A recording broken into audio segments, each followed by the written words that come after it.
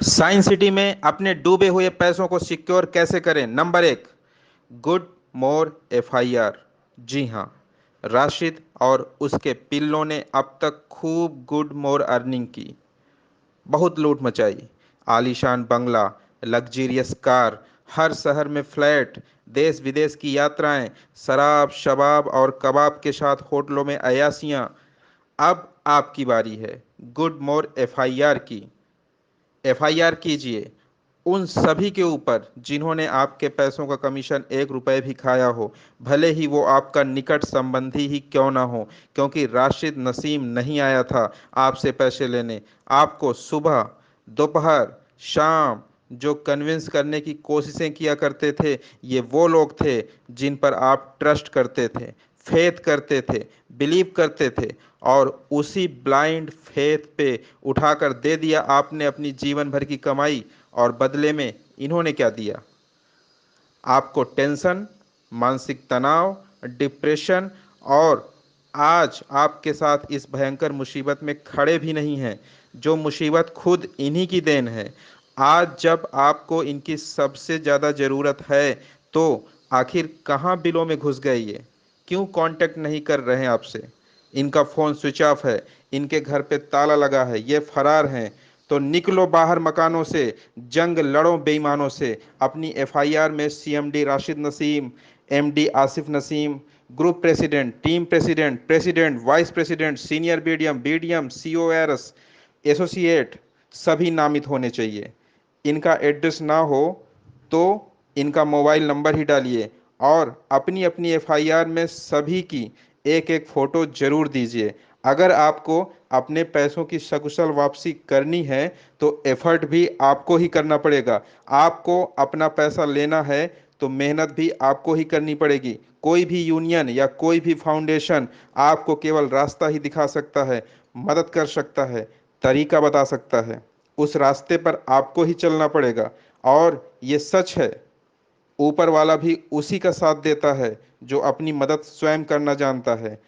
आप अपने लिए खुद खड़े होइए। इस भ्रम में कतई मत पड़िए या रहिए कि आप अपने अपने घरों में आराम से बैठे रहेंगे और कोई वकील या कोई यूनियन आपका काम करके दे देगा आपको। वकीलों के चक्कर में तो कभी भूल कर भी मत पड़िएगा, क्योंकि इस समय मरे हुए इंसान की लाश तक को नोच नोच कर खाने वाले गिद्ध भी वकालत का काला कोट पहनकर इंसानों के रूप में social media, YouTube, Facebook, Instagram पर एक्टिव होकर अपना शिकार ढूंढ रहे हैं।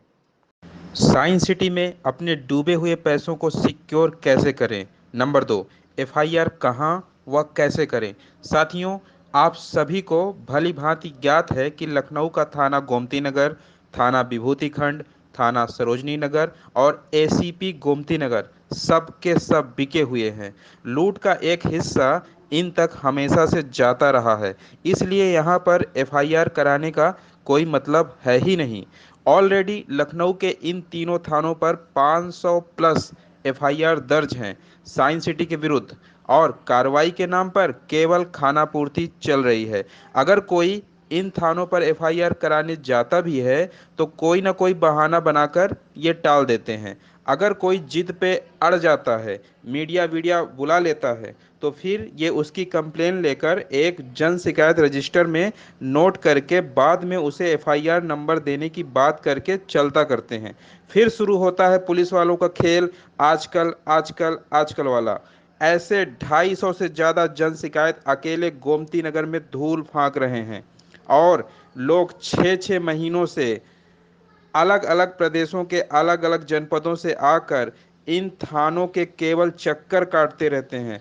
अगर आपने बहुत एफर्ट कर लिया, कुछ पॉलिटिकल अप्रोच लगा लिया, तो ये आपकी एफआईआर किसी पुराने एफआईआर में मर्ज कर लेंगे। यानी कि अब आप किसी दूसरे के साथ हुए अपराध के गवाह मात्र बनकर रह जाते हैं। ये है हमारे देश का सिस्टम, जिसकी बदौलत राशिद जैसा देशद्रोही, बलात्कारी, भगौड़ा दुबई के किसी बिल से एक वीडियो डालकर खुद को शेर बताता है। धिक्कार है ऐसे नपुंसक सिस्टम पर। लखनऊ प्रदेश की राजधानी, जहां प्रदेश के मुखिया मुख्यमंत्री योगी आदित्यनाथ स्वयं अपने सैकड़ों मंत्रियों के साथ विराजमान हैं, जहां प्रदेश का हर प्रमुख मीडिया चैनल्स का ऑफिस है, उस जगह ही इतना बड़ा भ्रष्टाचार खुलेआम चल रहा है। धिक्कार है प्रदेश के शासन प्रशासन पर और धिक्कार है ऐसे मीडिया हाउसेज पर। इसलिए मैं बार बार बोलता हूं कि आपके पास एफआईआर कराने के 5 और भी ऑप्शन हैं। आप इन्हें आजमाइए। भारत के नागरिक होने के नाते आपका अधिकार है इन पांचों में से किसी भी स्थान से एफआईआर कराने का। पहला, मूल निवास, वह स्थान जहां के आप मूल निवासी हैं, वहां के लोकल थाने पर आप अपनी एफआईआर करा सकते हैं। दूसरा, कार्यस्थल, वह स्थान जहां आप कार्यरत हैं, वहां के नज़दीकी थाने पर आप अपनी एफआईआर जाकर करा सकते हैं। तीसरा, घटना स्थल, वह स्थान जहां आपके साथ अपराध घटित हुआ, अर्थात या तो कंपनी का ऑफिस जिस थाने के अंतर्गत आता हो या फिर कंपनी की साइट जिस थाने के अंतर्गत आती हो, दोनों में से किसी भी थाने पर जाकर आप एफआईआर करा सकते हैं।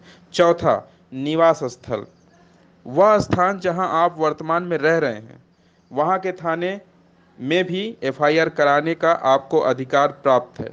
पांचवा, थ्रू कोर्ट, अगर उपरोक्त चारों स्थान से आप निराश हो जाएं, तो फिर आपके एफआईआर का अंतिम और एकमात्र ब्रह्मास्त्र है थ्रू कोर्ट एफआईआर। इसके लिए आप किसी वकील से कंसल्ट करके 500-600 पे 500-600 पे करके बाई कोर्ट 156(3) के तहत एफआईआर दर्ज करवा लीजिए। ये आपका अंतिम ऑप्शन है। कोर्ट संबंधित थाने को आपकी एफआईआर लिखने का आदेश दे देगी। बस ध्यान ये रखना है कि इस माध्यम से एफआईआर कराने में 5-6 दिन भी लग सकते हैं और 5-6 हफ्ते भी। डिपेंड करता है कि आपका वकील कितना एक्टिव है। और अपने लोकल थाने पर एफआईआर कराने का एक फ़ायदा ये भी है कि राशिद कितने थानों को खरीद सकता है। मान लीजिए लखनऊ का गोमती नगर, विभूति खंड, सरोजनी नगर ये थाने खरीद चुका है। मान लीजिए बनारस का कुछ थाना है, वो खरीद चुका है। कानपुर का कुछ थाना है, खरीद चुका है। लेकिन क्या देश के सारे थानों को खरीद लेगा? इतनी औकात तो उसकी नहीं है। इसलिए